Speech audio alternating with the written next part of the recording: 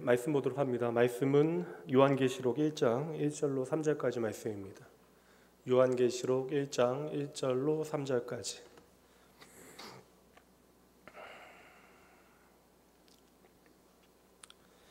제가 가지고 있는 성경은 신약 성경 397쪽에 있습니다. 요한계시록 1장 1절로 3절까지 말씀 봅니다. 예수 그리스도의 계시라. 이는 하나님이 그에게 주사 반드시 속히 일어날 일들을 그 종들에게 보이시려고 그의 천사를 그 종 요한에게 보내어 알게 하신 것이라. 요한은 하나님의 말씀과 예수 그리스도의 증거 곧 자기가 본 것을 다 증언하였느니라. 이 예언의 말씀을 읽는 자와 듣는 자와 그 가운데 기록된 것을 지키는 자는 복이 있나니 때가 가까움이라. 아멘.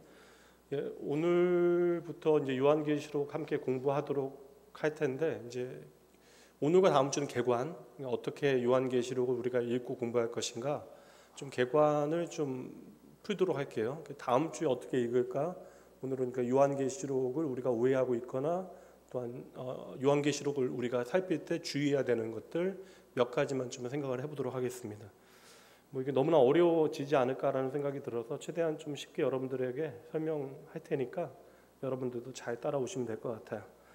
지금으로부터 이제 33년 전 1992년 10월 28일 이 날이 어떤 날인지 아시는 분 계십니까? 1992년 10월 28일. 그 네이버나 이제 구글에 1992년 10월 28일 딱 치면 이 사건이 가장 먼저 나옵니다. 아세요? 휴거 다미선교회라고 들어보셨죠? 근데 사실 33년 전 얘기를 왜 갑자기 꺼내느냐라고 생각하시겠지만 그 다미선교회가 여러분 바로 여기 낙원교회 300m 떨어진 쪽에 있었습니다. 제가 배명고등학교 다녔는데 배명고등학교에서 이제 내려오는 길에 이제 그 선교회 지하에 본부가 있었어요. 여기하고 성산 두 군데 있었는데 그날 여러분 말도 아니었습니다. 저 학기 끝나고 오는 길부터 이미 아침부터 이제 모든 방송사의 취재진들이 와서 방송을 중계했고 그날 밤에 기억하시죠? 뉴스를 생중계했습니다. 그리고 12시가 지나간 다음에 이제 그곳에서 이제 나오지 못하는 사람들 또 나온 사람들의 허탈해하는 표정들 그런 것들이 저는 여전히 기억이 나는데요. 당연히 여러분 그날 1992년 10월 28일 그때 오셨으면 제가 고3 때 공부 안 하고 하나님 나라 갔는데 안 오셔가지고 그날 안 오셔가지고 우리가 이렇게 오늘도 모여서 함께 하나님을 예배하고 있는 거예요. 사진 몇 장 그때 92년 10월 28일 예수님 공중재림 하신다 휴거라고 하는 거 나오고요. 그리고 이게 이제 모여서 기도하고 있는 장면 그런 것들. 성산동에 있는 제가 석촌동 중계하는 영상은 아무리 검색을 해도 나오지 않더라고요. 그래서 AI에게 부탁을 해도 찾아주지 못해가지고 못 찾았고요. 그리고 바로 이제 그 다음 날 아침 이미 이제 기사가 준비되어 있던 거죠. 안 올 걸 이미 이장님 씨는 알고 있었던 거예요. 그래가지고 미리 이제 기사가 바로 그 다음 날 아침에 일간지에 이제 배포가 되어졌고 제가 이제 그 이장님 씨 이제 목사 안수를 받기는 했지만 이런저런 소문이 너무 많아가지고 좀 어떻게 좀 찾아봤는데 아예 이제 어디로 운동했는지 우리나라에는 없는 것 같고요. 어디에 있는지 전혀 알 수가 없습니다. 이때 당시에 이런저런 이야기들 많은데 이게 제가 다 확인을 할 수는 없지만 당시에 이제 이장님 씨 같은 경우에는 저희 그 총신대학교에서 열었던 그 대담 토론회에 참석을 한 적도 있거든요. 그때 이제 유명한 신학생의 질문이 있거든요. 그냥 주님 오시면 지금 가지고 있는 돈 좀 저한테 좀 주시면 안 되겠냐고. 등록금도 부족하고 생활이 여력치 이게 충분치 않으니까 그 어린 신학생의 그 질문 상당히 좀 화제가 됐던 질문이기도 하고 당시에 이제 경찰 조사가 들어갔을 때 이장님 씨 개인 금고에 28억 원의 돈이 현금으로 있었다라고 하는 이야기도 있고요. 그리고 그 당시에 이제 자살한 안타까운 가장의 이야기, 정말 비극으로 점철된 많은 이야기들이 이제 그 말도 안 되는 해프닝의 뒤에 이제 숨겨져 있는 이야기들입니다. 제가 미국에서 목회했던 지역이 이제 실리콘밸리 바로 베이 에어리아 쪽에 실리콘밸리거든요. 그러니까 저희 교회, 제가 사역했던 교회 중에서 교인들의 평균 쉽게 얘기하면 학력이 가장 높은 지역, 그냥 대부분 좋은 학교 나오신 분들도 많았고 뭐 대학원 이상 박사 학위 가지고 계신 분들도 참 많았던 교회인데 당시에 이제 샘플하는 어떠한 공포가 있냐면요, 지진에 대한 공포가 있습니다. 대지진이 한번 일어났기 때문에 그 지진에 대한 공포를 가지고 있는데 그 당시 제가 이제 한국으로 돌아올 즈음에 예언이 하나 이제 생긴 거예요.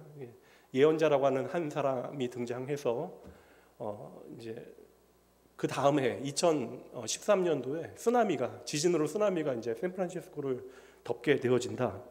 그래서 이제 그 시즌이 가까워 올 때 실제로 이제 코스트코 같은 데는 이제 물이 동나게 되어졌고요.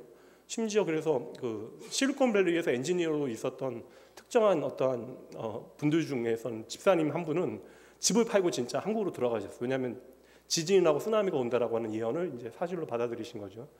근데 지진은 오지 않았습니다. 이제 그때로부터 집값이 4배가 올랐거든요. 가지고 계셨어야 되는데 그분은 어떻게 지내시는지 궁금합니다. 요즘 뭐 이단들의 활약이 워낙 대단해서 얼마 전에 뭐 이제 신천지에서 젊은 우리 청년들 포교하는 내용들 특집 기사 나오고 그랬는데 엄청나더라고요. 이게 이렇게까지 뭐 영화 트루먼 쇼 같이 한 사람을 포교하기 위해서 그들이 만드는 어떠한 덫과 거짓말들을 보니까 이거 뭐 누구라도 속겠다. 이 정도 사기치려고 마음 먹으면 누구라도 이건 사기 당하는 게 마땅하겠다라는 생각이 듭니다. 이제 뭐 이제 자신감이 생기니까 이제 신천지도 조직교회를 만들었죠. 그리고 이제 물 위에 올라와서 이제 활약하는 것과 이제 물 아래에서 아직도 여전히 암약하는 모든 일들이 계속되어집니다. 그래서 요새 뭐 공적기관이나 뭐 시민단체 뭐 이런저런 곳에서 활약하는 일들이 많고요. 이제 특별히 정부의 지원받아서 하는 뭐 행사들 신천지에 많이 주관하고 있습니다. 특별히 상담 프로그램 같은 거 많이 연결되어져 있어요. 이게 사실 이제 이런 걸 밝혀내기조차도 어려운 것이 현실입니다. 근데 뭐 여전히 그들이 하는 얘기는 제가 보기에는 진짜 얼토당토하는 얘기인데 이게 말도 안 되는 이야기를 하는데 참 재밌는 건 뭐냐면 그들이 우리는 정말 진리만을 말하고 있다라고 이야기한다라는 것이죠.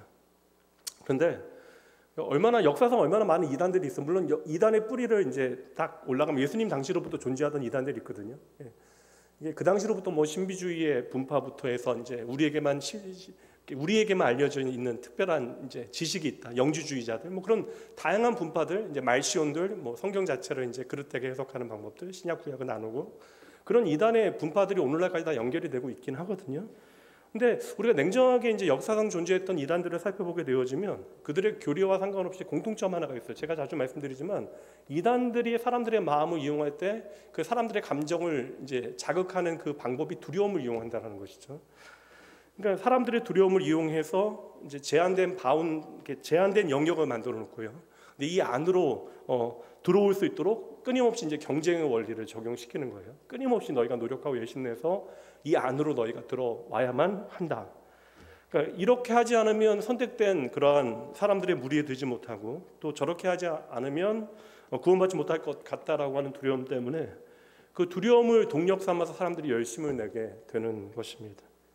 그래서 뭐 가장 원초적이긴 한데 요한계시록에 나오는 숫자들 있잖아요. 여러분 14만 4천 명 이것도 사실 해석이 가능한 숫자이긴 하지만 이 14만 4천 명이라고 하는 구체적이고 제한된 숫자를 이제 사람들이 이야기하면서 어떠한 역경조차도 이겨내게 만든 어떠한 열심의 동력으로 삼게 되는 것이죠. 그래서 제가 농담 비슷하게 하는 이야기지만 사실 뭐 농담만은 아닙니다. 이런 점에서 이단들은 건강한 개혁교회 성도들보다 열심 낼 수밖에 없어요. 이게 개혁교회의 그 교리적 가르침과 이단들의 교리는 완전히 다른 것입니다. 그러니까 그들은 그러한 열심과 열정이 없으면 버림받게 되어지기 때문에 끝까지 그 열심을 놔서는 안 되는 것이죠. 여러분 생각해 보세요. 우리의 구원이 우리의 열정이나 의지와 상관이 있어요? 대답을 해보세요. 우리의 어떠한 의지나 열심이 구원을 만들어낼 수 있습니까? 없다라는 거예요. 그래서 우리가 믿음을 한마디로 한 단어로 설명할 때는 언제나 하나님의 은혜로 귀결되는 거예요. 모든 믿음의 이야기는 결국 하나님의 은혜로, 깔때기와 같이 우리가 어떠한 것을 집어넣어도 결국 은혜라고 하는 것으로 하나로 이제 합하여지게 되어지는 것이죠. 결국 이 땅의 모든 것이 하나님의 것이기 때문에 내 것이 아니라 하나님의 것이기 때문에 우리가 도리어 하나님의 사랑을 너무나 우리가 확신하는 거죠. 그러니까 하나님의 사랑을 제대로 알면 그 사랑에 마땅한 반응이 있어야 되는데 그냥 하나님의 그 사랑에 대해서 우리가 확신함으로 이제 게으르게 되죠.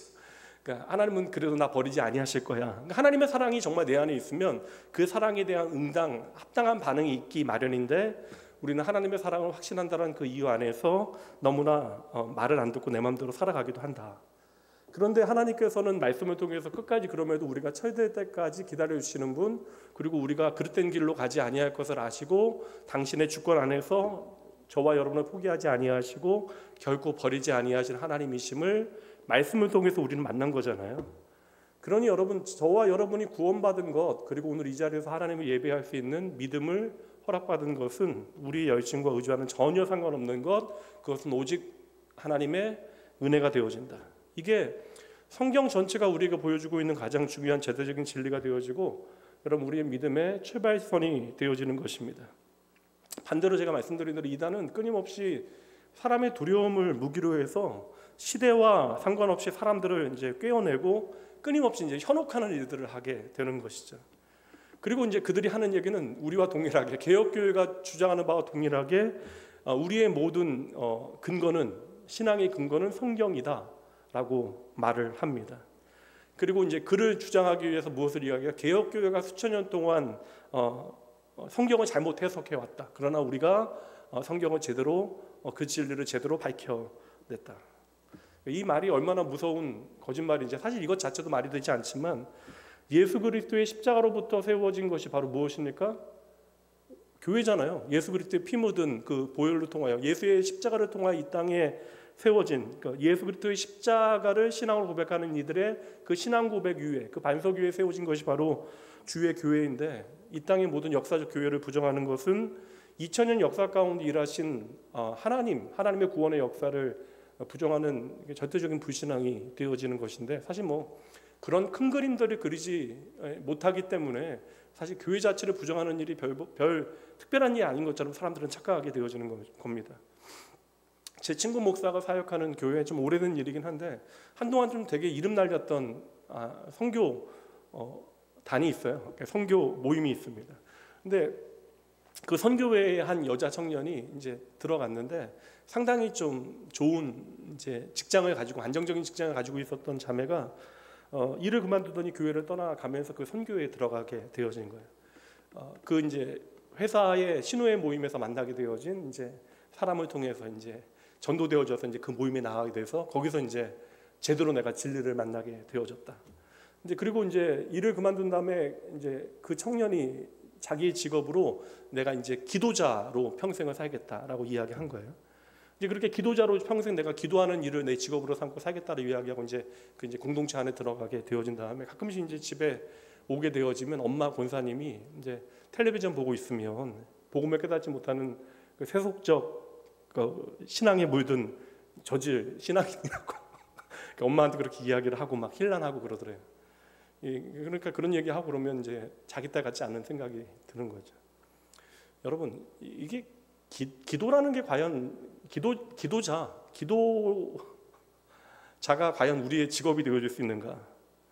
기도는 모든 성도들에게 열린 자리잖아요. 하나님과의 교제의 자리이기 때문에 이건 누구나 하나님 앞에 예수 그리스도의 이름으로 나아갈 수 있는 자리입니다. 이게 가장 중요한 신약의 핵심이잖아요. 누구든지 이제 예수 그리스도의 보혈을 의지하여 하나님 앞에 나아갈 수 있다. 그러니까 모든 성도가 다 기도자가 되어질 수 있는 것이죠. 그럼 모든 성도들은 다 왕 같은 제사장으로 예수 그리스도의 보혈을 의지하여 하나님 앞으로 나아갈 수 있는 것이고, 그러니 되레 우리의 삶의 모든 영역이 하나님의 것인데 내 삶의 영역을 축소하여 이 자리는 하나님이 없을 것이라고 생각하고 우리가 그 자리를 포기하고 떠나오는 것은 도리어 이 세상을 만드신 하나님의 주권을 부정하는 일이 되어지죠. 그리고 오늘 이 땅에 하나님의 주권이 닿지 않는 곳이 있다라고 우리는 오해하게 되어지는 것입니다. 여러분 중요한 건 뭐냐면 타락한 이 세상에도 하나님의 섭리와 경륜 가운데 하나님의 주권은 계속해서 흐르고 있는 것이고 이 땅의 어느 곳에도 하나님의 주권과 은혜가 미치지 않는 곳은 없음을 여러분 기억하셔야 돼요. 그래서 제가 예전에 아이들이 청년들이 담배 피는 얘기, 술 먹는 얘기 많이 물어보는데 이제 그런 것들은 제가 잘 이제는 대답 안 하거든요. 근데 제가 이제 그 얘기를 농담 비슷하게 했어요. 그러니까 네가 술잔을 기울이면서 하나님 앞에 감사기도 드릴 수 있으면 그렇게 해라.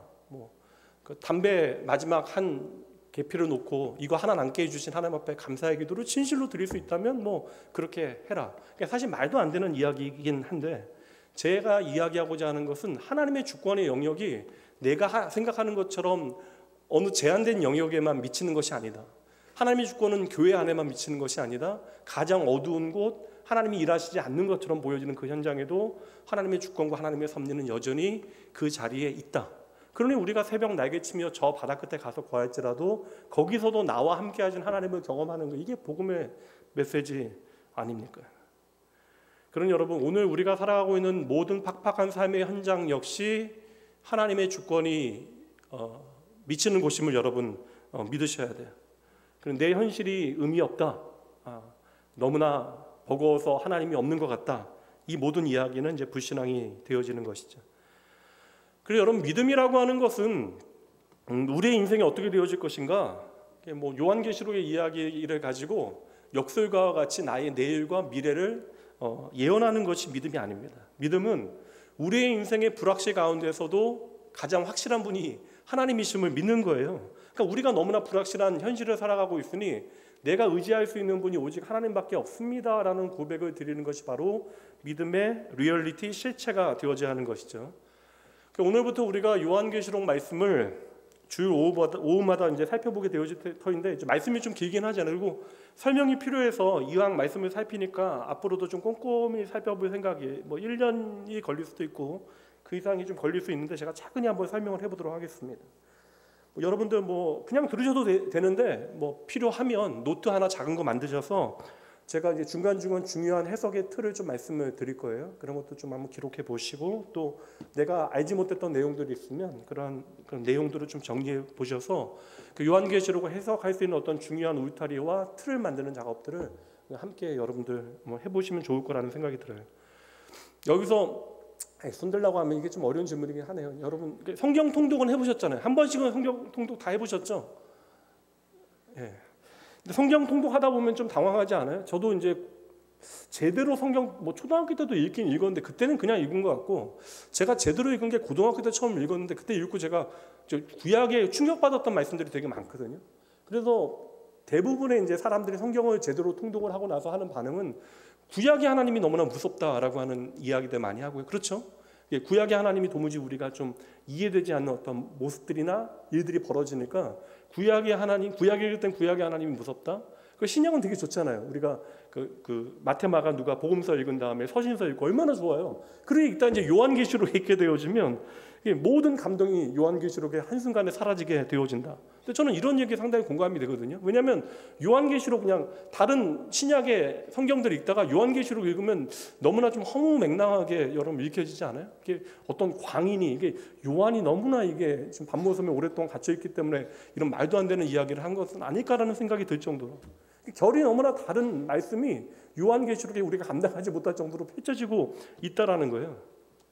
게다가 이제 개혁교회는 요한계시록을 상당히 좀 조심스럽게 접근하는 게 신학 전통이긴 하거든요. 요새 성경신학에서 요한계시록 공부하는 게 있어요? 신대원에? 요한계시록 공부해요? 성경신학에서 한 과목을? 그래요. 저희 때는 없었는데.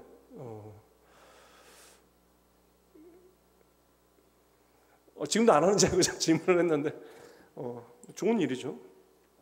성경신학, 조직신학 말고요. 성경신학에서. 예전에는 이단들이 우리 개혁교회가 요한계시록을 너무나 조심스럽게, 사실 존 칼빈이 요한계시록만을 주의하지 않았거든요. 그러다 보니까 이제 그 전통 안에서 이제 우리 개혁교회는 그 요한계시록을 해석할 수 있는 어떤 능력 자체가 없다. 칼빈도 해석하지 못했다. 그 얘기 많이 하긴 하는데, 사실 칼빈의 해석의 방법이 여러분 설명드릴 수는 없지만 역사적 문법적 해석을 하고 있어요. 다른 성경은 다 역사적 문법적 해석으로 성경을 주의했는데 요한계시록은 해석의 틀 자체가 다른 것이죠. 그래서 칼빈의 설교문 한 두세 개에는 요한계시록에 대한 설교문이 있긴 하거든요. 근데 이게 그러다 보니까 교인들에게 종교개혁 시대에 오해가 될까 봐 사실 해석을 하지 않았긴 하지만, 블링거 같은 사람은 요한계시록에 대한, 칼빈과 같이 스위스에서 종교개혁을 했던 사람이니까 100편 이상 요한계시록에 대한 설교가 있고요. 그 제자전 배자 같은 경우도 해석의 틀이 되어질 수 있는 그런 글들을 상당히 좀 많이 안겨놨어요. 제가 그 중에 몇 글은 읽기도 했고 그것은 오늘날 그대로 적용해도 무리가 없을 정도로 상당히 건강한 요한계시록에 대한 해석이 되어집니다. 근데 아마 그 당시에는 그 칼빈이 자신의 해석의 방법으로 요한계시록을 해석하는 것은 아무래도 좀 무리가 되지 않을까. 그러니까 역사적 문법적 해석으로 요한계시록을 해석하기는 좀 어려움이 있기 때문에 요한계시록을 해석하지 않은 게 아닐까라고 이제 짐작을 할 뿐입니다. 그러다 보니까 이제 이단들은 이제 개혁교회는 요한계시록을 해석할 수 없다. 그러다 보니까 이제 이단들의 놀이터가 되어졌고, 제가 일부러 좀 영상을 찾아보니까 대표적인 구원파 이단이 이단들에게 빼앗긴 요한계시록을 우리가 제대로 해석하겠다. 이단들의 놀이터가 되어졌다고 요한계시록을 이야기할 정도로 그렇게 되어져 버렸습니다. 그러니까 요한계시록에 너무나 많은 상징들이 나오거든요. 근데 그 상징들을 제멋대로 해석하여 너무나 분명한 답을 주니까 사람들이 거기에 이제 미혹되는 것이고, 상당히 어떤 부분들은 역사 가운데 그럴듯하게 보이는 구석들이 있다라는 거예요. 그러니까 이제 이단들은 우리만 요한계시록을 해석할 수 있는 어떠한 툴이 있다, 방법이 있다. 그리고 그러한 계시의 말씀이 우리에게 주어졌다. 제가 말씀드린 대로 이단들은 두려움을 이용하잖아요. 그래서 그 미래에 대한 두려움은 누구나 가지고 있는 것이기 때문에 알 수 없게 두려운 그것에 대하여 우리는 명확하게 너희들에게 설명할 수 있다. 그리고 요한계시록에 등장하는 모든 상징들을 우리는 제대로 해석하여 너희에게 말할 수 있다라고 자신하게 되는 것이죠. 근데 여기서 가장 중요한 문제는 무엇이냐? 그럼 요한계시록이 과연 그러한 목적에서 쓰여진 것일까? 그러니까 요한계시록이 왜 쓰여졌는가? 우리가 이것만 기억해도 이단들의 그 모든 그 이야기들에 대하여 우리가 말할 수 있는 분명한 답을 갖게 되어지거든요. 과연 요한계시록이 쓰여진 목적이 장차 미래에 벌어질 모든 일들을 우리가 이해해서 그 모든 일들을 대비하기 위하여 우리에게 주신 말씀인 것이냐? 그러니까 교회 안의 성도들도 아무래도 좀 이런 생각들이 있는 것 같아요. 요한계시록 말씀은 제대로 읽지 않거나 그냥 읽을 때 대충 읽는다는 건 그냥 내가 건성으로 읽는다는 게 아니라 오해가 되어질까봐 조심스럽게 그 말씀을 읽는 분들이 계시는 게 사실이에요. 그러니까 우리 안에 선입견이나 오해가 요한계시록은 우리가 좀 감히 범접하기 어려운, 해석하기 어려운 말씀이다. 근데 사실 요한계시록이 해석하기 어려운 것은 사실이지만 그 해석이 불가능한 것은 절대 아니다. 그래서 요한계시록이 그저 우리에게는 무서운 책이거나 해석이 어려운 책으로 이해되어서는 안 된다는 거예요. 그래서 계속해서 여러분과 살피는 것은 우리가 충분히 요한계시록을 개혁교회의 신학 틀 안에서 건강하게 해석할 수 있다. 그러니까 먼저 여러분 안에 요한계시록에 대한 편견이나 그러한 해석할 수 없다라는 오해들은 버리셔야 하는 거예요. 요한계시록도 여러분 하나님께서 우리에게 주신 말씀이 맞죠? 그렇다면 여러분 이 말씀도 하나님의 거룩한 방법을 통하여 하나님의 그런 계시의 말씀을 우리가 성령 하나님의 인도하심을 조차 바르게 해석하고 교훈 받아야 될 필요가 있다라는 것입니다. 그래서 저는 되레 요한계시록이 수많은 어떠한 상징과 이미지 그리고 그림어로 쓰여진 것이 너무나 큰 은혜라고 저는 생각을 합니다. 예를 들면 그냥 이런 거 뻔한 얘기 할게요. 비유를 들게요. 내 마음은 호수다 할 때 그건 비유잖아요, 여러분. 근데 내 마음은 호수다 할 때 그 호수는 어디에 있는 호수냐? 이게 석촌 호수냐? 아니면 산정 호수냐? 그런 거 따지는 분 계시겠어요? 궁금하세요? 이 호수가 어디에 있는 호수일까? 그거 궁금하세요? 여자의 마음은 갈대다. 그럼 이 갈대의 품종은 어디냐? 그런 거 여러분 따지는 사람 있겠습니까? 이해가 안 되세요, 여러분? 그러니까 상징과 이미지는 무엇을 위해서 존재해요? 의미를 설명하기 위한 거예요. 그러니까 상징과 이미지는 분명한 의미 하나를 밝혀내는 것이 그 목적이 되어지는 것입니다. 그러니 우리가 상징과 이미지는 정확하게 그것이 무엇인가를 풀어내는 게 목적이 아니라 이 의미가 보여주는 방향이 무엇인가를 확인하는 작업을 우리가 해야 하는 것이죠. 그리고 요한계시록에 대한 모든 해석의 가능성은 성경 전체에서 우리가 좀 통일성 가운데 확인해야 되는 것도 있지만 요한계시록 안에서 우리가 좀 답을 찾아보기 위하여 애를 써야 한다. 그 요한계시록도 좀 오해가 될 수 있는 구절도 제가 마찬가지로 내 마음은 호수다 이런 것 같이 오해될 수 있는 구절 제가 하나 예로 들어드릴게요. 16장 15절 말씀 볼까요? 여러분 좀 읽어주세요. 시작.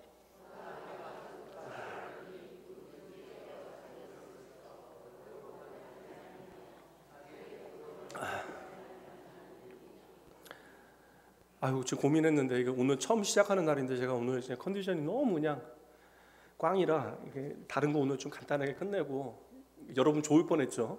다음 주부터 요한계시록 할까 하다가 그냥 오늘 말씀 준비했으니까 하도록 하겠습니다. 다음 주 좀 모자라면 거기서 다시 설명하도록 하겠고요. 보라 내가 도둑같이 오리니, 그러니까 예수님께서 누구같이 오신다고요? 도둑같이 온다. 그러면 여러분 이 도둑이라고 하는 단어를 우리가 사전적인 의미로 해석하면 돼요, 안 돼요? 안 된다는 거예요. 이 도둑같이라고 하는 이 도둑이라고 하는 것을 빼앗는 자, 무법자로 해석하면 여러분 이건 안 되는 거예요. 합등 이건 누가 생각해도 아니잖아요, 여러분. 이게 우리가 초등학교에서만 교육을 제대로 받아도 주님께서 내가 도둑같이 오겠다라는 것은 내가 무법자와 같이 내가 빼앗는 자와 같이 너희에게 오겠다 이렇게 해석을 해서는 안 되는 거예요. 근데 이단들은 이런 식으로 해석을 한다는 거예요, 단어들을. 그러니까 워드 플레이를 그냥 그대로 해석을 합니다. 예수님께서 제자들을 파송하시면서 이렇게 두 가지 그 동물의 비유를 하셨어요. 뭐죠? 뱀하고 비둘기 비유하셨잖아요. 뭐요? 뱀처럼 지혜롭고 비둘기같이 순결하라.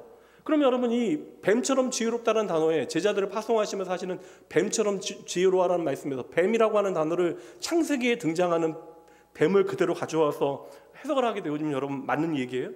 이건 말도 안 되는, 이건 유치원부터 다시 다녀야 하는 겁니다. 상징이라는 게 바로 이런 거예요, 여러분. 상징에 담겨져 있는 의미가 무엇인가에 대해서 우리가 말씀의 문맥을 통해서 찾아내는 작업이 가장 중요하다. 근데 요한계시록에는 말씀드린 대로 상징과 환상들이 가득 차 있어요. 그러니까 우리가 흔히 일상생활에서 보지 못하는 이야기들이 말씀에 많이 담겨져 있어서 참 복잡해 보이긴 하지만 구조가 명확합니다. 근데 결국 요한계시록을 통해서 보여주는 건 세 가지거든요. 미리 제가 말씀을 드릴게요. 첫 번째, 요한계시록이 우리에게 보여주는 첫 번째 사실은 이 세상에는 무엇이 있다? 반드시 종말, 마지막 때가 있다라는 거예요. 이게 종말이 반드시 있다라는 것입니다. 근데 그 종말의 주권은 누구에게 있어요? 하나님께 있다라는 거예요. 종말은 있다. 그러나 그 종말의 주권은 하나님께 있다. 이게 첫 번째 전제입니다. 이게 핵심이에요. 종말은 반드시 있다. 그러나 그 주권은 하나님께 있다.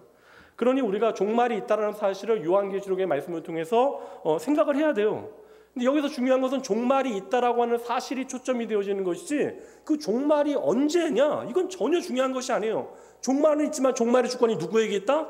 하나님께 있다라는 것이 가장 중요한 첫 번째 전제. 그럼 두 번째는 무엇을 생각하냐면 종말이 있다면 이 종말이 왜 존재하는가? 왜 있어야만 하는가? 이거 설명하기 위해서 창세기로도 요한계시록까지 설명하는 거예요. 인간이 왜 하나님을 떠나게 되어졌는지, 왜 우리가 사망에 매이게 되어졌는지, 그리고 우리의 영원한 죽음으로부터 우리를 구원하시기 위해 하나님께서 어떠한 일을 행하셨는지.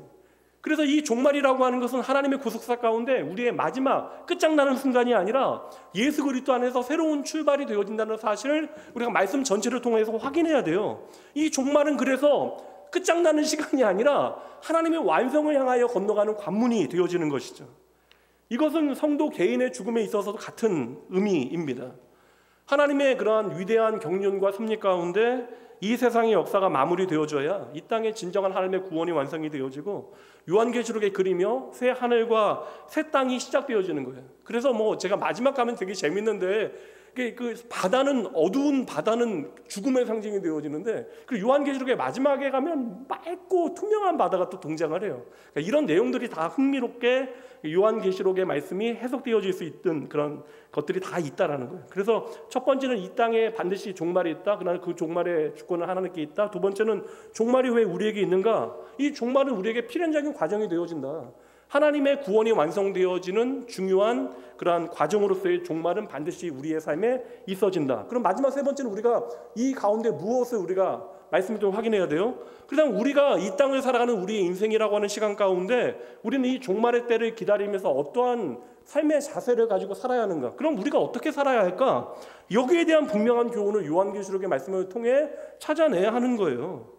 그래 마지막 때를 기억하며 살아가는 성도와 그렇지 못한 성도들은 삶에 대한 자세 자체가 다를 수밖에 없는 거예요. 그래서 요한계시록은 우리에게 종말에 대한 어떠한 자세를 가져야 될 것인가, 그리고 어떠한 태도를 가져야 될 것인가를 우리에게 보여주고 있다.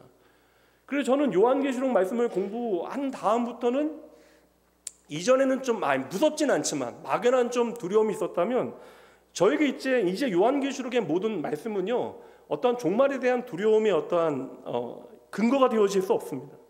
요한계시록의 그 종말에 대한 모든 말씀, 그게 역사적인 종말이 되어졌건 아니면 저의 개인적인 그런 종말이 되어졌건 도리어 우리는 이 종말의 말씀을 통해서 무엇을 발견해야 되는가? 요한계시록이 무슨 책이에요? 오늘 제목에 소망의 책이에요. 그러니까 우리는 이 종말에 대한 말씀을 통해서 무엇을 발견해야 된다? 소망을 발견해야 돼요. 우리가 장차 그 언젠가 반드시 하나님 앞에 서게 되어질 그날을 우리가 소망하여야 하는 책이 바로 요한계시록이 되어지는 것이죠. 그러니 이 요한계시록의 말씀은 우리에게 엄청난 위로와 격려가 되어지는 것이고 오늘 우리가 힘들어도 오늘을 살아낼 수 있는 힘이 되어지는 것이죠. 그러니까 예수를 나의 생명의 주로 만난 모든 사람들은 이 종말이 너무나 필요한 개념이에요. 반드시 우리의 삶의 중심에 있어야 한다. 이 종말의 때에 대해서 우리가 전혀 인지하지 못하고 살아가게 되어지면 여러분 예수님의 비유에 나오는 어리석은 부자와 같이 그냥 오늘만 사는 인생을 우리는 살게 되어지는 것입니다. 근데 이게 거짓된 길을 가게 되어지는 수많은 이단들은 이 요한계시록의 상징들을 자기 마음대로 사용하죠. 자기 마음대로 설명을 막 달아놨습니다. 그러니까 이 저자는 하나님께서는 성령 하나님께서는 이곳에 소망을 담아서 이야기하고 계시는데 그들은 자기들 마음대로 죽음과 절망이라고 하는 마지막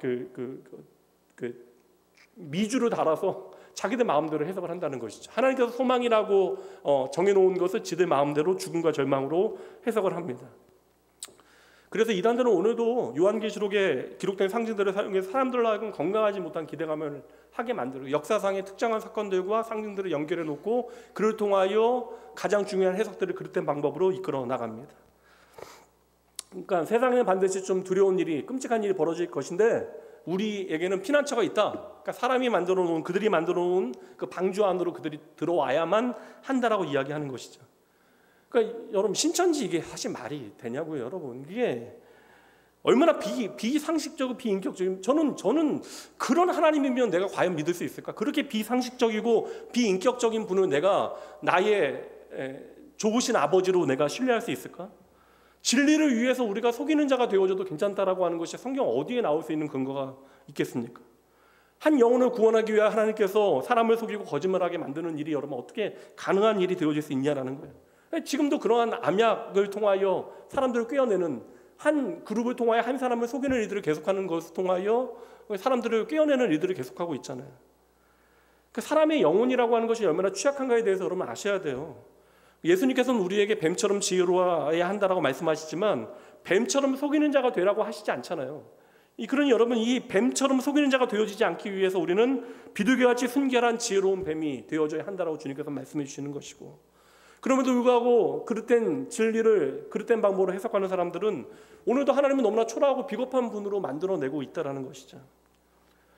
그래서 여러분 꼭 기억하셔야 되는 것은 말씀에 기초한 건강한 교회와 말씀을 제대로 배우고 듣고 읽는 건강한 성도는 절대 비진리에 넘어가지 않는다.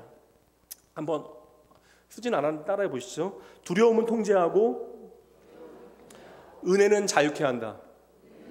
한 문장으로 합니다. 두려움은 통제하고 은혜는 자유케 한다. 그러니까 이단들은 요한계시록의 말씀을 통하여 사람들을 두렵게 하는 것을 통하여 그들을 통제하지만 진리의 복음은 요한계시록의 그 모든 복음의 말씀은 저와 여러분을 자유케 하는 생명의 말씀이 되어지는 거예요. 요한계시록의 상징들을 우리가 마음대로 다루면 안 되는 결정적인 이유를 제가 우선 다른 묵시록이 되어지는 다른 우리 계시의 말씀이 되어지는 다니엘서 말씀을 통해서 설명할게요. 다니엘서 8장 1절 말씀 봅니다. 다니엘서 8장 1절. 여러분 다니엘서 여러분 좋아하는 내용들은 6장 전에 나오는 내용들이 그 다음에 있는 말씀들 좀 어려워서 여러분 제대로 안 읽고 넘어가시는 분들 많을 겁니다. 8장 1절. 나 다니엘에게 처음에 나타난 환상 후 벨사살 왕 제3년에 다시 한 환상이 나타나니라. 그러니까 다니엘이 내가 처음 본 환상에 대해서 11장까지 설명하고요. 12장으로 가서 이제 역사의 마지막 날에 벌어지게 되어질 환상의 내용을 이제 설명하게 되는 내용이 이제 나와요. 이제 처음 본 환상과 그리고 그 다음에 본 환상에 대해서 이제 마지막 날에 대한 환상이 12장 말씀에 나옵니다. 이 말씀 이제 이단들도 많이 이제 사용을 하는데 12장 1절 말씀 보도록 할게요. 이제 나중에 12장 볼 때 자세히 살필 겁니다.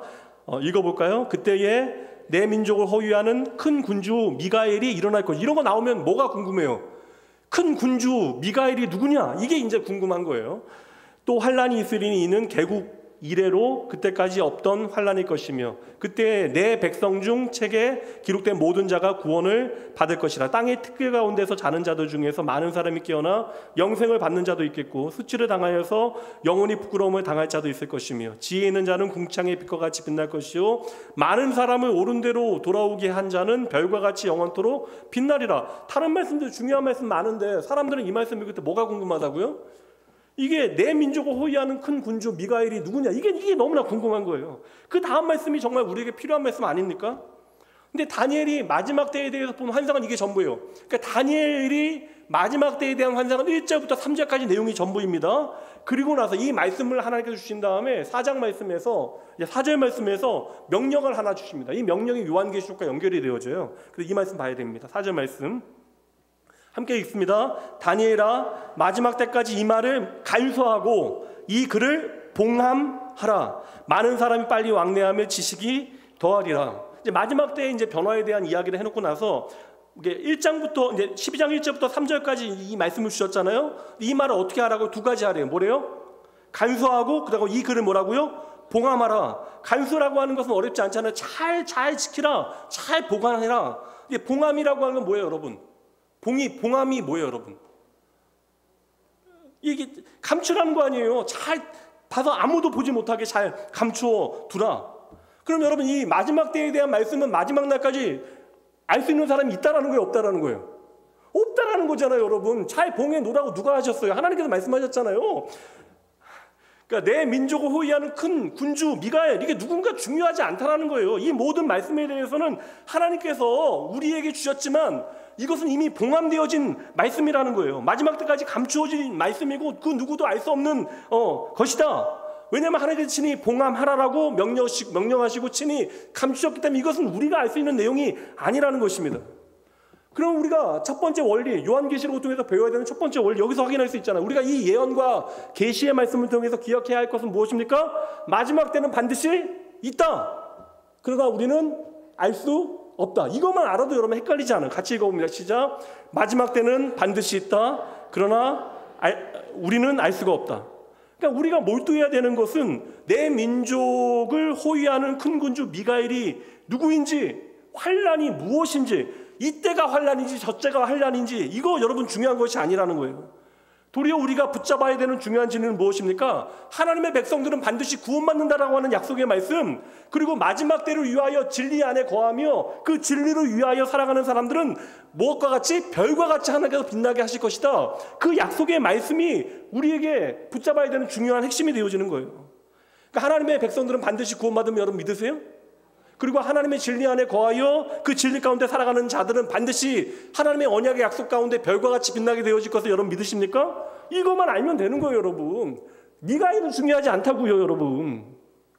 요한계시록에도 똑같은 말씀이 있어요. 5장 1절부터 3절까지 봅니다. 재밌어요, 여러분.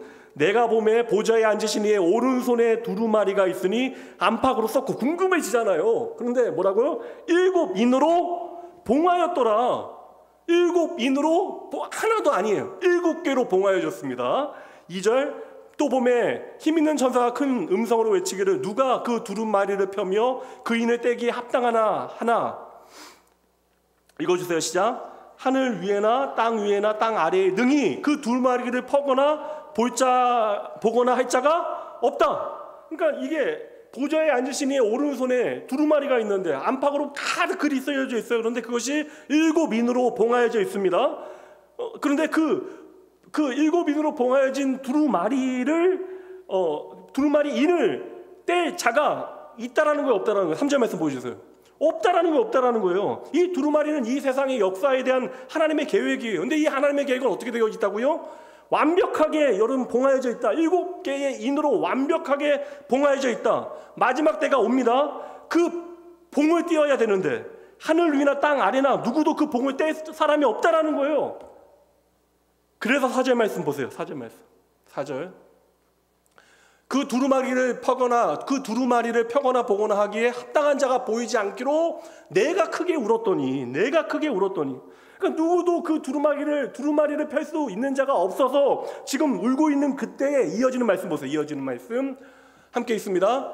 장로 중에 한 사람이 내게 말하되 울지 말라. 유다 지파의 사자 다윗의 뿌리가 이겼으니 그 두루마리와 그 7인을 떼시리라. 이런 말씀이 지금 들려오는 거예요. 내가 아무도 뗄 수 없다라고 생각해서 울면서 있었는데 장로의 음성이 들리는 거예요. 용맹한 유다 지파의 사자가 나타날 것이다. 근데 그 사자가 그 7인을 떼게 되어질 것인데 용맹한 사자를 기대했는데 그 사자가 무엇이라고요? 그 사자가 그 다음 말씀에 보면 피 흘리는 어린 양의 모습으로 서 있다는 거예요. 이거 요한계시록의 가장 충격적인 장면이에요. 요한계시록의 가장 충격적인 장면이면서 가장 감동적인 장면. 이 7인을 뗄 유다 지파의 사자, 그가 피 흘리는 어린 양으로 서 있는 것이죠. 용맹한 사자만이 그 봉인된 두루마리를 뗄 수 있는데 눈물을 흘리고 있는 요한의 눈에 들어온 것은 피 흘려 이미 죽은 어린 양. 얼마나 여러분 충격적인 장면이에요. 여러분 이러한 말씀 앞에서 두루마리는 어떻게 생겼을까? 무슨 재질로 만들어졌을까? 7인은 지금 어떠한 문양으로 얼마나 단단히 붙어 있을 것인가? 이거 여러분 아무런 의미가 없다. 물론 이 모든 것을 지금 요한이 보고 있지만 우리가 이 그림에서 주목해야 하는 것은 무엇입니까? 그림이 길어지잖아요. 하나님의 사자가 있대요. 이 7인을 뗄 하나님의 역사의 마지막 순간에 이 모든 것을 떼낼 하나님의 용맹한 유다 지파의 뿌리가 되어지는 그 사자가 있는데 그 사자는 누구라고요? 피 흘리는 어린 양이다. 그렇다면 그 어린 양만이 바로 역사의 주관자가 되신다는 말씀을 요한계시록은 우리에게 들려주고 있는 것이죠. 이거 여러분 요한계시록을 읽어야만 아냐고요. 우리가 그간 살폈던 히브리서 말씀도 바로 이것을 우리에게 말씀해주고 있는 것이잖아요. 그러니까 우리가 정말 눈을 크게 뜨고 정신 차리고 제대로 주목하여 봐야 하는 것은 이 봉인된 두루마리를 하나님의 역사의 마지막을 펼쳐 놓을 수 있는 그 하나님의 사자는 일찍이 죽임당하신 어린 양이다. 이 진리를 우리가 말씀을 통하여 붙잡아야 하는 것입니다. 그러나 여러분 요한계시록이 보여주고 있는 이 계시의 말씀은 이미 성경 전체의 메시지와 동일한 거예요. 바로 이 피 흘리는 어린 양이 누구세요? 십자가에 죽으신 예수 그리스도이시다. 그러니 여러분 모든 성경뿐만 아니라 요한계시록도 바로 십자가의 예수 그리스도를 우리에게 보여주고 있는 것이죠. 많은 사람들이 오해하는데 이게 종말의 시작에 대한 오해가 있어요. 그러니까 종말이 특정한 시점으로부터 시작되어진 것처럼 사람들이 생각합니다. 이거 제가 여러 번 설명드리긴 했는데 하나님께서 다니엘에게 환상을 보여주시고 마지막 때까지 그 책의 봉인을 떼지 못할 것이다. 그런데 누가 그 봉인을 떼었다고요? 피 흘리는 예수님, 근데 피 흘리는 어린 양께서 그 봉한 인을 떼어내십니다. 그럼 여러분 그 피 흘리는 예수 그리스도께서 그 7인을 떼어내시는 그때가 바로 종말의 때잖아요. 그 피 흘리는 주님께서 7인을 떼어내시는 그 순간 언제? 피 흘리는 주님께서 언제 피를 흘리셨어요? 십자가에 달려 죽으셨던 그 순간, 십자가에 달려 죽으시는 그 순간 역사의 봉인은 이제 완성이 되어진 거예요. 다 떼어진 것입니다. 예수 그리스도께서 저와 여러분의 죄를 위하여 십자가에 달려 우리의 죄를 대신하여 죽으셨던 그 순간으로부터 무엇은 시작되어졌다? 마지막 종말은 이미 카운트다운 시작되어진 거예요. 여러분 그때부터 종말은 이미 시작되어진 거예요. 그러니까 예수 그리스도께서 십자가에 죽으심으로 하나님의 나라의 계획은 이제 완성되어진 것입니다. 우리가 새하늘과 새 땅의 백성이 되어질 수 있는 비결도요, 마지막 때에 우리에게 주어지는 은혜가 아니라 예수 그리스도께서 십자가에 죽으셨던 그 시기로부터, 그때로부터 우리는 이미 새하늘과 새 땅의 백성으로 받아들여 짐을 받게 되어진 거예요. 그리고 우리가 특정하게 2025년을 살아가고 있기 때문에 우리가 종말의 시대를 살아가고 있는 것이 아니라 이미 이 종말은 예수 그리스도의 십자가로부터 시작되어져서 하나님의 완성을 향하여 가고 있는 중이다. 그 십자가로부터 시작되어진 이 종말의 때에 대한 인식이 우리에게 있어야 하는 것이죠. 그러니 특정한 때를 종말의 시작이라고 말하는 것들은 100% 거짓말. 종말은 끝이 아니라 우리에게 새로운 출발이 되어지는 거예요. 그리고 우리가 종말에 대해서 이야기할 때는 언제에 대해서 집중할 필요가 없습니다. 이 언제는 우리가 몰라요. 언제가 중요한 것이 아니라 이 종말의 때를 여신 분이 누구냐, 이게 중요한 거예요. 이 종말의 때를 여신 분이 누구이십니까? 바로 십자가에 달리신 예수 그리스도, 우리를 위하여 피 흘리신 우리의 어린 양 되신 예수 그리스도이시다. 그래서 요한계시록 1장 1절 말씀 보여주세요. 요한계시록 1장 1절 말씀 뭐라고 시작되어집니까? 예수 그리스도의 계시라. 그러니까 요한계시록 전체가 뭐냐면 예수 그리스도에 대하여 드러내는 것, 계시는 드러내는 거예요. 하나님께서 드러내셔야만 우리가 하나님을 알 수 있는데 하나님께서 예수 그리스도에 대하여 드러내시겠다. 예수 그리스도의 계시이며 그것은 예수 그리스도에 대한 계시이다. 그러니까 이 모든 말씀은 예수님에 대한 계시의 말씀이 되어질 거예요. 2000년 전 유대 땅에서 십자가에 달린 한 젊은 랍비의 죽음으로부터 종말이 시작되어졌고 그 젊은 랍비의 죽음이 바로 우리의 죄를 대신하여 죽으신 하나님의 아들의 죽음이었다. 그 부활이 우리의 부활의 첫 열매가 되어진다. 이스라엘은 용맹스러운 메시아 사자의 모습을 기대하였지만 그 사자는 실상 어떠한 모습이었다? 우리를 위하여 힘없이 죽어야 하는 피 흘리는 어린 양이었다. 이게 여러분 요한계시록의 가장 중요한 핵심이 되어지는 거예요. 어린 양 되신 예수 그리스도께서 십자가를 통하여 어떠한 일을 이 땅에 이루셨습니까? 그 십자가에서 어떠한 일이 벌어지게 되어져요? 그 십자가를 통하여 이 땅에 세워진 것이 무엇입니까? 바로 교회예요, 교회 여러분. 예수 그리스도의 십자가를 통하여 이 땅에 세워진 것이 바로 교회입니다. 그래서 여러분 교회는 오늘도 예수 그리스도에 대한 바른 신앙 고백 위에 함께 세워지는 것이고 그리고 우리는 모일 때마다 공동의 신앙 고백을 통하여 우리가 하나님의 백성으로 부름받았다는 사실을 이 예배 가운데 고백하게 되어지는 거예요. 그러니 지금도 하나님의 교회만이 유일한 구원 공동체로 세워질 수 있는 것이에요. 그래서 교회의 머리는 누구세요? 예수 그리스도. 그러니까 건축자들의 우리 마가복음 10장 말씀처럼 건축자들의 버린 돌과 같이 모퉁이의 머릿돌이 되신 예수 그리스도께서 교회의 머리가 되신다. 근데 그 교회의 머리는 일찍이 죽은 피 흘리는 어린 양 예수이시다. 그러니까 예수 그리스도의 십자가 그분의 흘리신 피를 통하여 세워진 생명 공동체가 바로 교회이니까 여러분 교회가 얼마나 중요합니까? 그리고 요한계시록 여러분 당장 모든 말씀을 살피면 예수님에 대한 계시의 말씀이지만 2장부터 무엇에 대해서 이야기하세요? 교회에 대한 이야기예요. 2장부터 교회에 대한 이야기로 시작되어져서 7교회에 대한 이야기, 7교회에 보내는 편지로부터 시작되어져서 마지막 교회들에게 하시는 말씀으로 요한계시록이 마무리되어지는 것입니다. 그러니 우리가 요한계시록의 말씀을 읽을 때마다 잊지 말아야 되는 것은 언제 어떠한 모양으로 종말이 닥치게 되어질까? 인이 되어지고 막 그릇이 부어지고 그러면 어떠한 일들이 벌어질까? 이거 여러분 따질 필요 없다는 거예요. 어떠한 일들이 현상들이 벌어지게 되어질까? 이거 우리가 궁금할 필요가 없다라는 거예요. 이 말씀이 어린 양 되신 예수 그리스도의 그 복음의 말씀이 오늘 우리의 삶 가운데 어떻게 일하고 있는가? 이 말씀이 어떻게 우리의 삶에 적용되어져야 하는가? 하나님의 교회로 부름받은 우리의 삶이 어떻게 그 말씀에 순종하고 우리의 삶이 어떻게 그 말씀 앞에 살아가야 하는가? 그 가르침으로 우리는 요한계시록의 말씀을 받아야 하는 것이죠. 근데 사람들이 요한계시록에 궁금해하는 건 그런 게 아니라고요. 뭐가 우선 궁금해요, 여러분? 요한계시록 하면 666 막 궁금하잖아요. 666, 666이라고 하는 숫자나 적그리스도는 누구냐, 짐승의 표는 또 어떻게 하는 거냐, 막 그런 거. 요한계시록 9장 말씀에 보면 막 이제 이것저것 나오는데 황충 나오면 황충을 이제 구원파 같은 데서는 헬리콥터 같은 걸로 해석하잖아요. 철 호신경은 탱크로 막 해석하고 이거에서 역사적인 사실과 연결짓고 막. 이 80년대에는 그 기독교 근본주의 세대주의자들이 666을 뭐로 해석을 했는지 기억나시나요? 바코드. 그래서 여러분 기억하시잖아요. 바코드 있는 거. 아니 바코드 있는 거 그거 하면 안 된다고. 여러분 햇반도 바코드 다 있어요. 이게 바코드 없는 거 어디 있어요, 여러분? 이게 요사이는 21세기는 여러분 이게 제가 있었던 실리콘밸리에도 베리칩 때문에 난리가 났어요. 왜냐하면 실제로 그 베리칩이 개발되어진 기록들이 있으니까. 생체 이식하는 칩들이 그런 것들이 이제 짐승의 표로 해석이 되어져. 저도 분명 만들어질 것 같아요. 노인들이나 특정 사람들에게 그런 것들 생체 이식 칩을 통해서 건강을 관리하거나 그런 일들이 분명 벌어지게 되어질 것입니다. 그래서 좀 솔직히 여러분 어떠세요? 666번 버스 탈만하세요? 괜찮아?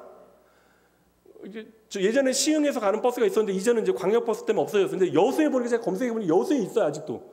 666번 버스. 근데 이런 것들에 대한 부담 때문에 사람들이 폴란드에서 2023년도에 실제로 666번 버스는 악마의 버스다. 그 순교자들이 많은 나라잖아요. 그래서 악마의 버스다 이야기해서 20년 동안 운행되었던 그 버스의 번호가 666번에서 669번으로 바뀌었어요. 이 실제로 여러분 2년 전에 2023년도에 바뀌었습니다. 그러니까 이런 거 여러분 너무나 유치하잖아요. 그러니까 기독교인들이 이런 일들에 힘을 써야 되는가? 요한계시록은 여러분 교회를 위하여 쓰여진 하나님의 계시의 말씀이 되어진다. 교회는 예수 그리스도의 보혈을 통하여 하나님의 백성으로 허락되어진 부름받은 저와 여러분을 향한 말씀이 되어진다. 예수 그리스도의 십자가의 죽음으로 교회되어진 우리가 예수님께서 다시 오실 날을 소망하며 우리 인생을 살아가야 되는데, 그럼 우리가 과연 어떠한 인생을 어떻게 살아가야 하는가?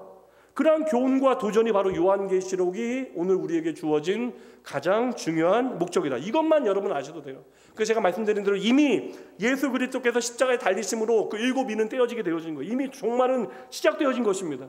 아까 전에 우리 정사님께서 목사님 우리 종말에 대해서 이야기할 때 전천년설, 역사적 전천년설, 무천년설 지지하시냐? 저는 별로 그렇게 관심은 없지만 그냥 저는 무천년설 지지한다고 얘기하긴 했거든요.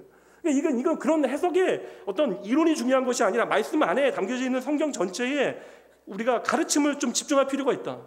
예수 그리스도께서 십자가에 달리심으로 이미 우리의 삶의 종말은 시작되어졌다. 완성을 향하여 반드시 가게 되어질 것이다. 그러니 여러분 21세기를 사는 저와 여러분뿐만 아니라 이 말씀은 1세기를 살았던 초대교회 교인들에게도 종말에 대한 하나님의 생명의 말씀이 되어지는 거예요. 오늘날 우리만 이 말씀을 듣고 경책하여 우리가 정신 차리고 살 것이 아니라 깨어 우리가 살아가야 하는 것이 아니라 핍박과 고난 가운데 있었던 1세기의 그리스도인들도, 모든 연약한 교회들도 그 어려움의 시간들을 이 말씀을 붙들고 살아내야만 했다라는 거예요. 특정 시점에 대한 말씀이 아니라는 것입니다. 요한은 하나님께로부터 받은 그러한 계시를 통하여 고통받는 교회를 위로하고 격려하기 위하여 지금 요한계시록을 기록하고 있어요. 요한은 지금 죽음의 직면에 있습니다. 요한의 시대는, 요한이 살아있던 시대는 로마가 절대적인 권력을 가졌던 시대고, 이 권력은 여러분 200년 가까이, 250년, 300년 가까이 계속되어집니다. 절대적인 그 힘을 가지고요. 그러니까 그 시대의 황제를 두려워하지 않고 살아가는 것은 불가능한데, 모든 종교에 대해서 관용적인 로마 정부가 기독교에 대해서는 핍박을 가하기로 결정을 하게 되어져요.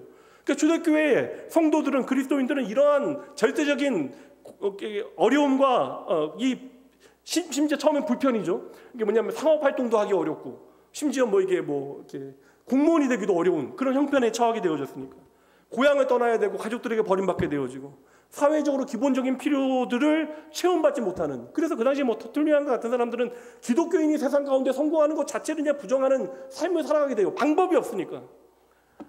언제든지 내가 예수를 믿는다는 이유로 생명을 빼앗길 수 있는 환경 가운데 그들이 있었다라는 것이죠. 그러니까 그들은 정말 죽음 가운데 생명을 지켜내야 했던 시대를 살았어요. 그러니 그들이 만날 때마다 인사했잖아요. 뭐라고 인사합니까? 초대교회 성도들이 마라나타, 주 예수여 어서 오시옵소서. 왜 이러한 인사를 했을까? 이러한 현실 가운데 우리가 의지할 분은 누구밖에 없다라는 거예요. 우리의 영원한 생명 대신 예수 그리스도밖에 없다라는 사실을 그들의 고백 가운데, 마라나타라는 고백 가운데 담아냈던 것이죠. 반드시 하나님의 나라는 임한다라고 하는 그 확신 가운데 그들은 오늘의 힘겨운 이 시간들을 하나님에 대한 확신 가운데, 그 예수 그리스도, 다시 오실 예수 그리스도에 대한 확신 가운데 담대하게 살아갈 수 있었다라는 것입니다. 그러니 여러분, 저는 예수를 믿으면 고난 끝 행복 시작, 이건 좀 말이 안 된다. 그러니까 이 행복 자체를 우리가 좀 다시 정리할 필요가 있는데, 세상이 말하는 행복의 기준과는 분명 다른 삶의 방향이 우리의 삶에 주어진다. 예수 믿어도 험한 산 하나 넘으면 그보다 더 거친 산이 우리 앞에 놓여 있고요. 파도 하나 우리가 간신히 물 먹고 넘어가면 저기서 더 큰 파도가 몰려오고 있는 것을 우리는 보게 되어집니다. 근데 우리가 그 모든 고통 가운데 하나 확신하는 게 있죠. 이 고통이 고통만으로 끝나지 않을 것이다. 이것을 우리는 깨닫게 되어지는 거예요. 이 모든 시간들이 나를 참으로 무섭게 만들고 있지만, 하나님은 당신의 시간, 당신의 계획대로 정금과 같은 그리스도의 복음의 증인들, 하나님의 백성들로 저와 여러분을 반드시 세워 가실 것이다. 그러니 너희는 두려워하지 말라. 이것은 우리의 승리가 아니라 바로 하나님의 승리이고, 하나님의 승리를 너희는 기대해라. 이거 여러분 우리에게 보여주는 것이 요한계시록의 가장 중요한 메시지가 되어지는 거예요. 그래서 요한계시록이 쓰여진 다음부터 기독교가 로마의 이제 공인까지는 아니고 이제 쉽게 하면 자유가, 종교의 자유가 허용되어졌던 313년, 그러니까 되레 여러분 기독교가, 신앙의 자유가 허락되어진 시점보다 이게 아예 공인되어진 시점으로부터 교회는 다시 그릇된 길로 가기 시작했고요. 300년 동안 교회를 향한 박해는 계속되어졌는데, 그 박해는 시간이 지나면 지날수록 더 심해집니다. 이거 여러분 알면 내 의지만으로 절대 이겨내지 못하는 거예요. 이렇게까지 나를 힘들게 만들 것을 안다면, 나의 내일, 나의 1년 뒤, 나의 10년 뒤, 나의 자녀에게 닥치게 되어진 어려움을 알았다면 절대 여러분 이거 이겨낼 수 없는 박해와 어려움이었어요. 바로 그러한 이들을 위하여 하나님께 주신 계시의 말씀이 바로 요한계시록이 되어지는 것이다. 근데 만약에 하나님께서 이 요한계시록을 예언의 언어, 그러니까 상징과 이러한 환상으로 보여주시지 아니하시고 우리가 이해할 수 있는, 당장 보면 알 수 있는 사실 언어로만 말씀하셨다면 여러분, 역사 가운데 기독교는요 그냥 이 땅에 사라졌을 거예요. 로마 정부 망한다는 얘기 아닙니까? 결국 모든 나라는 망하고 하나님의 나라만 다시 서게 되어질 것이라는 말씀이 기록되어져 있잖아요. 그러니까 요한계시록은 지금 구약 성경을 기초로 하나님을 알고 예수 그리스도를 통하여 하나님의 언약이 어떻게 이루어졌는가를 이해할 수 있는 그리스도인들에게 그들이 이해할 수 있는 언어로 기록되어져서 그들에게 격려를 주시고 용기를 주시고 소망을 심어주신 책이 바로 요한계시록이다. 이 정도에서 좀 마무리해 보도록 하죠. 그러면 요한계시록이 초대교회 성도들에게 어떠한 의미였을까? 그들에게 공포와 두려움을 주는 책이었을까? 선택되어진 14만 4천은 대동단결하라라고 하는 그러한 말씀이었을까? 죽음이 눈앞에 왔다 갔다 하는 그러한 상황 가운데 있는 당시 그리스도인들에게 여러분 요한계시록은 분명히 저는 확신합니다. 큰 위로와 소망이 되어졌을 거예요. 나를 당장 죽이려고 하는 로마의 그 권력, 로마 황제의 절대 권력, 이것도 언젠가는 결국 끝나게 되어질 것이다. 이 모든 세상의 권력과 힘은 사라지게 되어지지만 하나님의 나라와 그 영광은 영원히 사라지지 아니할 것이다 라고 요한계시록은 약속하고 있기 때문에 그러한 거예요. 그 요한계시록의 마지막에 이 말씀 우리에게 위로가 되잖아요. 이 모든 과정을 지나간 다음에 요한계시록 21장 4절 말씀에 우리에게 이렇게 말씀합니다. 함께 읽어봅니다. 모든 눈물을 그 눈에서 닦아주시니 다시는 사망이 없고 애통하는 것이나 곡하는 것이나 아픈 것이 다시 있지 아니하리니 처음 것들이 다 지나갔음이러라. 그러니 여러분 다시 말씀드릴게요. 요한계시록은 우리에게 마지막에 그런 때에 우리에게 무엇을 두려워해야 되는지 우리에게 심판과 저주에 대한 공포를 그리고 있는 책이 절대 아닙니다. 여러분 종말은 반드시 와야 되는 거예요. 그 종말의 때가 와야 우리가 거룩한 하나님의 백성으로 회복되어지는 거예요. 그때 우리는 하나님의 거룩한 존전 앞에 설 수 있는 존재가 되어지는 때가 바로 그 종말의 때입니다. 그러니 종말은 우리가 두려움으로 막 무서워해야 하는 그런 때가 아니라 도리어 우리는 믿음 안에서 기다려야만 하는 때가 되어진다. 내가 여러분 불구덩이에 들어가지 않기 위해서, 지옥불에 들어가지 않기 위해서 벌벌 떨면서 어떻게 막 버텨야 되는 그러한 시간이 아니라는 것입니다. 요한계시록은 오늘날 교회되어진 저와 여러분에게 펼쳐지는 이 땅에 이해하지 못할 고난과 어려움 가운데서도 우리가 오늘 무엇을 바라보며 살아가야 하는가에 대한 분명한 메시지를 우리에게 들려주게 되어질 것이에요. 우리를 위하여 십자가에 달리신 예수 그리스도, 이 땅의 마지막을 결정지으실 예수 그리스도, 하나님의 어린 양 되신 피 흘리신 십자가에 달리신 그 분께서 부활하시어 승천하시고 장차 우리의 삶에 다시 오실 바로 그분이시다. 우리가 이 사실을 기억하게 되어질 때 요한계시록은 초대교회 성도들, 사도 요한뿐만 아니라 초대교회 성도들에게 위로가 되어졌던 것처럼 오늘 21세기를 살아가고 있는 저와 여러분에게도 동일한 위로와 소망이 되어질 거예요. 마지막 말씀으로 이 말씀을 읽고 우리가 마무리하면 될 것 같아요. 오늘 계시록 21장 7절 이 말씀 기억하면서 계속해서 우리가 요한계시록 말씀을 공부해 나가겠습니다. 함께 읽습니다. 이기는 자는 이것들을 상속으로 받으리라. 나는 그들의 하나님이 되고 그는 내 아들이 되리라. 하나님의 언약이 완성되어지는 거예요. 이기는 자는 이것들을 상속으로 받으리라. 나는 그의 하나님이 되고 그는 내 아들이 되리라. 계시록 1장 1절 말씀, 예수 그리스도의 계시의 결론이에요. 우리는 반드시 이긴다. 예수 그리스도 안에서. 그리고 하나님의 나라를 상속으로 받을 것이다. 나는 너의 하나님이 되고 너는 나의 아들이 되어질 것이다. 이거 우리에게 보여주는 말씀이 요한계시록의 말씀입니다. 그러니 우리도 초대교회 성도들과 마찬가지로 마라나타 주 예수여 오시옵소서, 십자가에서 나를 위하여 생명을 내어 던지신 그분께서 반드시 저와 여러분을 하나님의 교회답게 만드실 것을 기억하고 생명의 주님을 더욱더 선명히 바라보는 여러분 되시길 주님의 이름으로 축복합니다. 네, 감사합니다. 기도합니다. 하나님 아버지 은혜에 감사합니다. 저희들 하나님을 아버지라 부르며 이 시간 예수의 이름으로 하나님 앞에 간절히 기도합니다. 아버지여, 저희들 세상을 살아가나 세상에 매이지 아니하게 하시고 예수의 이름으로 주어진 새로운 인생, 그저 원망하고 핑계대어지고 변명하는 것은 이제 좀 던져놓고 기적 같은 멋지고 아름다운 인생, 그리스도의 복음 안에 저희들 살아가게 하시어 이 땅에서도 하나님의 영광을 누리게 하여 주시옵소서.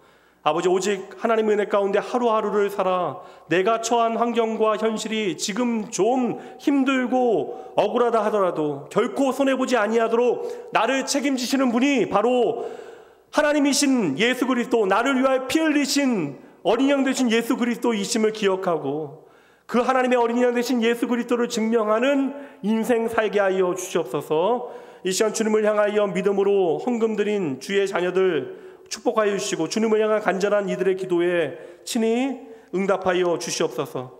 아버지 하나님의 거룩하신 부르심에 예수 그리스도를 닮아가는 삶으로 그 대답을 준비하는 그 인생 되어질 수 있도록 하나님께서 친히 인도하여 주실 것을 믿고 감사드리며 우리의 입술에는 감사와 영광을, 또한 우리의 보는 모든 주의 자녀들의 눈에는 하나님의 놀라움을 나타내어 주실 우리의 전부 되신 예수님 이름으로 축복하며 간절히 기도합니다.